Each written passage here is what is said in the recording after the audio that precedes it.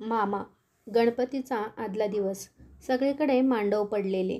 रामेश्वर चौक, तुळशीबाग, नेहरू चौक, बाबूगेनू रस्ता, मंडई, सर्वत्र माणसांचा पूर लोटलेला.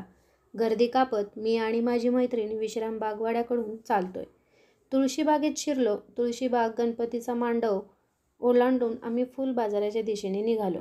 रामेश्वर चौकात पाय ठेवायलाही जागा नव्हती. मंडईच्या टोकापासून दगडूशेठ दत्त मंदिरापर्यंत रस्त्याच्या मध्येच कमळ, केवडा, दुर्वा विकणाऱ्यांची दुतर्फा लाईन लागली होती.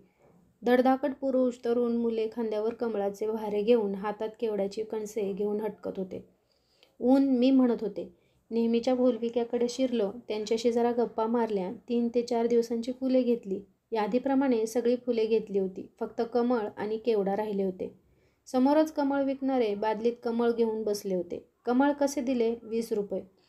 कुठून आवाज आला म्हणून बघितले तर खांद्यावरची बादली खाली ठेवून एक मध्यमवयीन माणूस बोलत होता. 5-5.5 फूट उंची, उन्हाने पार रापलेला चेहरा. कष्टाची जात ओळखू येते खरंच असा. हडकांडे झाला होता. अपार दमलेला चेहरा, दाढीचे खुंट वाढलेले, चेहऱ्यावर आशा, खांद्यावरचा गमचा छाप, एक फडके. बादली खाली ठेवून बाबा उभा राहिला. त्याचे ते मणके ताठ ठेवून उभे राहणे एकदम नजरेत भरले. 2 कमळे द्या मामा. मामांनी बादलीत हात घातला. मामा, तुमच्या हातांनी काढा. तुमच्या घरच्या देवाला तुम्ही द्याल तशी काढा. मामांनी वर पाहिले. ते मनापासून हसले. बादलीत हात घालून त्यांनी 2 टपोरी कमळे काढून दिली. किती झाले? 40. मी हातात काढून ठेवलेले सुट्टे पैसे त्यांना दिले. त्यांनी बादली उचलली. त्यांच्या हालचालीतून ते थकले आहे खूप हे कळत होतं. न राहूनही मी त्यांना हाक मारली. मामा.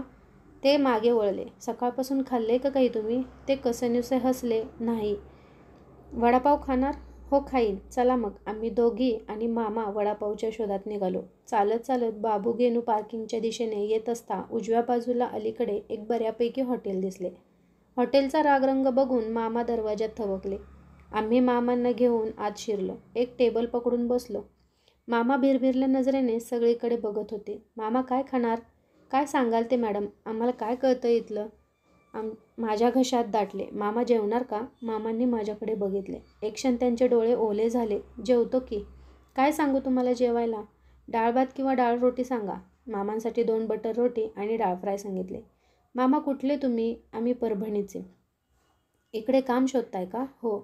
आमची 1 एकर जमीन आहे तिकडे. आम्ही 3 भाऊ आणि आमचे संसार असे एकत्र राहतो.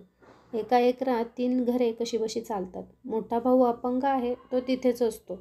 मग तुम्ही इकडे कुठे? आम्ही माती मजूर म्हणून आलो. खड्डे खणून देतो, माती वाहतो. आता इकडे गणपती म्हणून आलो पुण्याला. इकडे खूप असते गणपतीचे असे सांगितले आम्हाला. मग कमळे कुठून आणली? तिकडे खाडीतून आणली. बगलेत अंगठे घालून मामा म्हणाले. एवढ्या पाण्यात शिरलो कमळ तोडायला. हनवटीपर्यंत पाणी लागले, मग थांबलो. 8 वाजल्यापासून कमळ विकतोय. माझा आवाज बंद. संभाषण अडकलेच. इथे कोण कोण आले? बायको आणि सून आलोय. बाकीचे घरचे पण असेच कुठे कुठे गेलेत मजुरीला. मग तुम्ही राहता कुठे? जागा मिळेल तिथे. कधी फुटपाथवर झोपतो, कधी रेल्वे स्टेशनात जातो झोपायला. बायको आणि सून पण माझ्याबरोबर तिथेच येतात. मग जेवणापुरते तरी पैसे सुटतात का नाही? कधी सुटतात, कधी नाही. दिवसभर काम करतो, माती उचलतो. सांच्याला 150-200 सुटतात. वेटर त्यांचे जेवण घेऊन आला. मी मामांना जेवायला वाढले. मामांनी पानाला नमस्कार केला. रोटी मोडून डाळीत तुकडा बुडवून तोंडात घातला आणि त्यांचा घास अडकला. खांद्यावरच्या फडक्यात तोंड खुपसून त्यांनी हुंदके द्यायला रडायला सुरुवात केली. मी आणि माझी मैत्रीण एकमेकांकडे बघितले. दोघींचे डोळे भरून आले होते. मी मामांना हातावर थोपटले. मामा, भरल्या ताटावर रडू नये. जेवून घ्या. आज तुम्ही भेटला मॅडम. कोणाला काय पडलंय इथे? सकाळ धरून घसा सुकलाय. थांबलो तर विकले जाणार नाहीत. कमळ म्हणून तसाच फिरतोय बघा. जेवून घ्या मामा. मामांनी डोळे पुसले. त्यांनी जेवायला सुरुवात केली.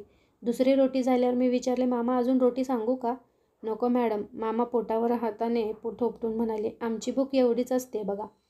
सुरेने नस कापावी तसा या वाक्याने काळजावर चरकन खोल चरा उठला.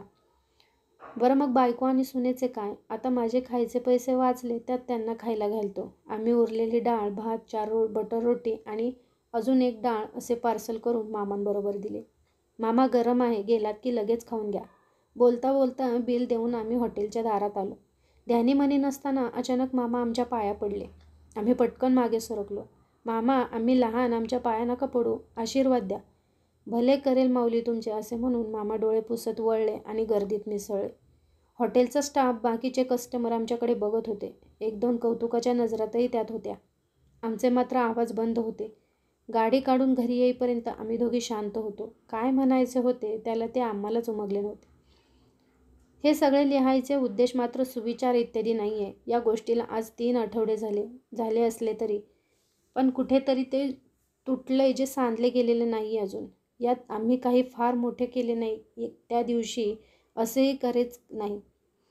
आमच्या सणाला काम करून 4 पैसे मिळतील म्हणून त्याचे सण आणि घरदार सोडून आलेल्या माणसाला मी तुमच्या घरात देवाला तुम्ही जशी कमळे काढाल तशी द्या म्हणते. इतकी मुरदाड मी झाले याची माफी कुठे मागायची ती कळत नाही आहे खरंच. पण जे झालंय ते मनात रुतलंय ठाम. आमची भूक एवढीच असते बघा. या वाक्याचा अगाव तर फारच मोठा आहे. आत्तासुद्धा हे वाक्य लिहिताना माझे डोळे भरून आले आहेत.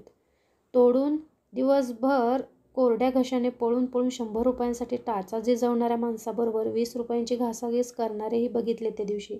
नाटके करतात हो, असेही म्हणणार आहेतच की. पण आज जेवायला बसले की एखादा घास तरी अडतो. कानात तोंडात फटके कोंबून दिलेले हुंदके ऐकू येतात. डोळे भरतात. आपली भूक केवढी ते कळते. आणि हाच सहज जात नाही, जाणारे नाही म्हणून लिहावे लागले. स्टोरी आवडल्यास नक्की लाईक आणि सबस्क्राईब करा. धन्यवाद.